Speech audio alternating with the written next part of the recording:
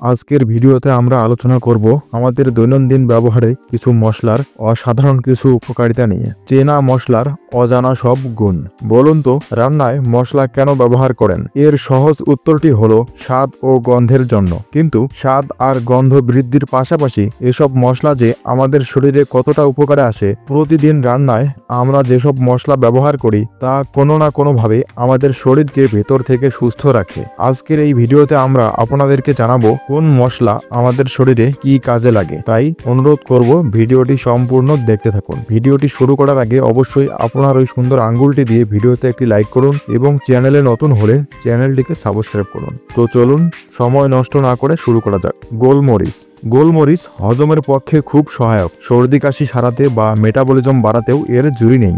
যে কোনো রান্নায় 1 চিমটি গোলমরিচের গুঁড়া যোগ করলে স্বাদ বেড়ে যাবে বহুগুণ। নিয়মিত গোলমরিচ খেলে সেরে যায় ত্বকের নানা সমস্যা। মরিচ। মরিচ খাবারকে সুস্বাদু করে তোলে। কাঁচা মরিচে প্রচুর ভিটামিন সি থাকে। নিয়মিত কাঁচা মরিচ খেলে বুকে সর্দি বসার হাত থেকে রক্ষা পাওয়া যায়। চট করে ঠান্ডা লাগার সমস্যা দূর হবে নিয়মিত কাঁচা মরিচ খেলে। সেই সাথে কমবে ওজন কমার হার। নিয়ন্ত্রণে থাকবে রক্তচাপ। হলুদ। Antioxidant, antiviral, antibacterial, anticarcinogenic, antimutagenic, anti inflammatory বলে হলুদের খুব সুনাম। যারা অস্টিও ও রিউমাটয়েড আর্থ্রাইটিসে ভুগছেন তারা অবশ্যই প্রতিদিনের খাদ্য তালিকায় হলুদ রাখুন। হলুদের কারকিউমিন ফ্রি র্যাডিক্যালসের আক্রমণ ঠেকিয়ে শরীরকে সুস্থ রাখতে দারুণ কার্যকর বলে মনে করা হয়। আদা। আদা বমি বমি ভাব কমায়, ঠান্ডা লাগার হাত থেকে রক্ষা করতে পারে আপনাকে। হজম শক্তি বাড়ায়। বহু চাইনিজ ওষুধের আবশ্যক উপাদান হচ্ছে আদার নির্যাস। রসুন। রসুনের অ্যান্টিমাইক্রোবিয়াল প্রপার্টি রক্তের কোলেস্টেরলের মাত্রা নিয়ন্ত্রণে রাখে। এর অ্যান্টিঅক্সিডেন্ট প্রপার্টি ব্লাড প্রেশার ও সুগারের মাত্রা নিয়ন্ত্রণ করে।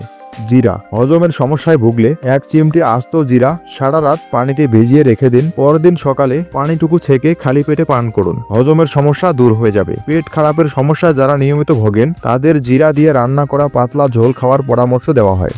দারুচিনি। আপনার কি পেট ফাঁপা বা ইনফ্লেমেশনের সমস্যা আছে? তাহলে আপনার রোজকার খাদ্য তালিকায় দারুচিনি রেখে দেখুন, সঙ্গে সঙ্গে ফলাফল পাবেন। দই বা দুধের মধ্যে দারুচিনির গুঁড়ো মিশিয়ে খাওয়া যায়। আদা দারুচিনি ফুটিয়ে চায়ের মতো করেও খেতে পারেন।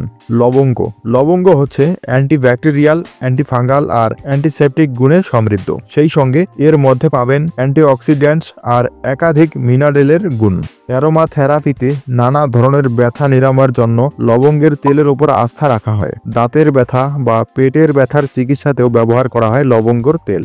মেথি। ক্ষুধামন্দা, অ্যালার্জি ইত্যাদি দূর করতে ব্যবহার করুন মেথি। এক্ষেত্রে কিছু মেথি রাতে ভিজিয়ে রেখে সেই পানিটুকু সকালে খালি পেটে খেয়ে নিন। হজম ক্ষমতা বাড়াতেও মেথি খুব সাহায্য করে।